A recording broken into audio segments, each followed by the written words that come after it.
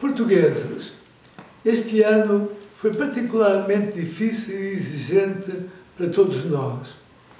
A pandemia que vivemos não deu tréguas a ninguém, tendo Portugal sofrido, tal como o resto do mundo, de muitas limitações que tiveram significativas consequências económicas. Mas não foram apenas estas as únicas grandes consequências.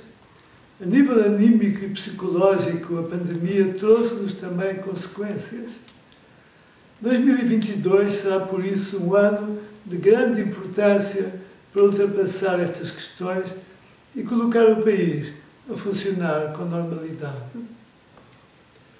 Neste contexto, gostaria de, mais uma vez, realçar o papel do líder do Grupo Operacional da Vacinação, o vice-almirante Gouveia e Melo. O seu trabalho na liderança de uma equipe muito profissional e empenhada permitiu a Portugal atingir níveis de vacinação excepcionais num curto espaço de tempo.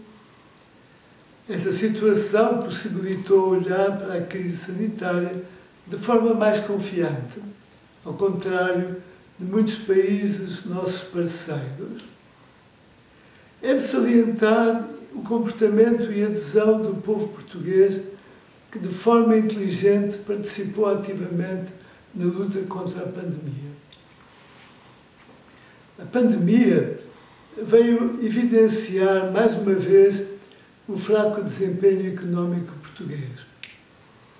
Nas últimas décadas, Portugal cresce apenas 1% ao ano, sendo que esta situação encerra em si mesma um problema claro de crescimento e ambição, como tem vindo a ser salientado por várias personalidades. É necessário, agora que vamos receber generosos fundos vindos da União Europeia, que os nossos políticos definam uma estratégia para o nosso país. Ao longo de anos, são apontados por estudos e por vários peritos as debilidades da nossa economia, assim como as soluções para o seu crescimento. Tardam as necessárias reformas estruturais e nos vários setores económicos que permitam trazer mais investimento para o nosso país. Temos de ultrapassar a mediocridade e falta de ambição que temos vindo a assumir nos últimos anos. O país não pode ser prejudicado pela sobreposição de interesses partidários e ambições pessoais aos interesses nacionais. É urgente que Portugal volte a colocar-se como ator dinâmico na Sociedade das Nações Europeias. Temos de voltar a ser notícia por boas razões e não apenas pela aprovação de medidas insólitas que bloqueiam o funcionamento das empresas e prejudicam a criação de riqueza, afugentando os investidores. Gostaria de salientar, por um lado, a importância da Conferência sobre as Alterações Climáticas realizada em Glasgow e, por outro, a dramática inconsequência das resoluções. Cedência a cedência, estamos a afastar-nos dos acordos de Paris, sendo este um impasse dramático para o mundo. É neste cenário que recebemos há dias a notícia de que Portugal deixou definitivamente de usar o carvão para produzir eletricidade. Esta é uma boa novidade, quando o nosso país deixa de usar o combustível mais poluidor em termos de emissões de gases com efeitos de estufa. Deste modo, antecipamos largamente o objetivo que estava estabelecido para 2030. Mais uma vez, gostaria de referir a questão do ensino em Portugal, que ainda recupera dos efeitos que a pandemia provocou na vida dos estudantes, jovens e crianças. Por exemplo, ao longo deste ano, os alunos, nomeadamente do ensino secundário, são sujeitos a inovadoras alterações de períodos de férias e de periodicidade dos exames. A recente substituição dos trimestres por semestres, que apenas servem para lançar confusão e reduzir ainda mais a exigência, ao mesmo tempo que são criadas novas dificuldades aos pais e encarregados de educação.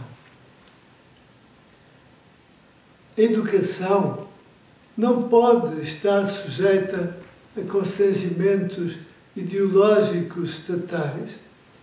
É disso grande exemplo a situação dos dois irmãos que foram reprovados por se recusarem a assistir às aulas de cidadania. Um caso chocante de imposição da lei do mais forte na formatação ideológica sobre a liberdade individual. No mesmo sentido, verifica-se um progressivo e preocupante estreitamento da tolerância para com ideias contrárias às impostas pelos diversos grupos de pressão carinhados pelos poderes políticos. Assim, se geram campanhas repressivas sobre opiniões consideradas fora de moda ou incorretas, nomeadamente aquelas sobre raça, género, sexualidade, entre outras, numa tentativa constante de criar uma nova semântica e limitar a liberdade, valores que nos ofereceram progresso e bem-estar. Como vimos referindo há alguns anos, em muitos dos países mais evoluídos culturalmente, considera-se que é altamente benéfica a existência de um serviço militar obrigatório que pode ser substituído por um serviço cívico prestado à comunidade e, em alguns casos, com uma duração mais longa.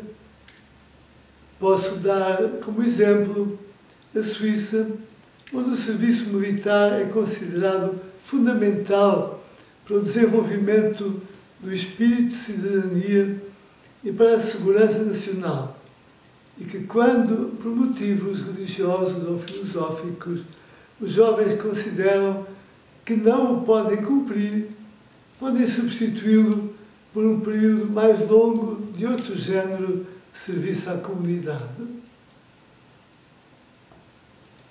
Não podemos ainda esquecer o nosso compromisso com os países de língua portuguesa, a nossa ligação com esses povos, que reforça a nossa identidade e constitui também uma ponte de ligação com a União Europeia.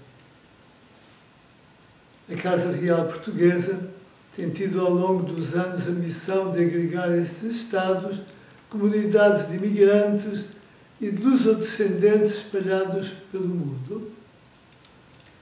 A fraca ambição política para este grande projeto nacional tem vindo a afastar, ano após ano, estes povos do nosso país. Esta vantagem competitiva não pode ser desperdiçada. São até caricatas as situações que tenho tido conhecimento de não concessão de vistos de entrada em Portugal. Para quando uma ambiciosa política que crie escolas, liceus e universidades portuguesas que reforcem o estabelecimento de laços por via da cultura?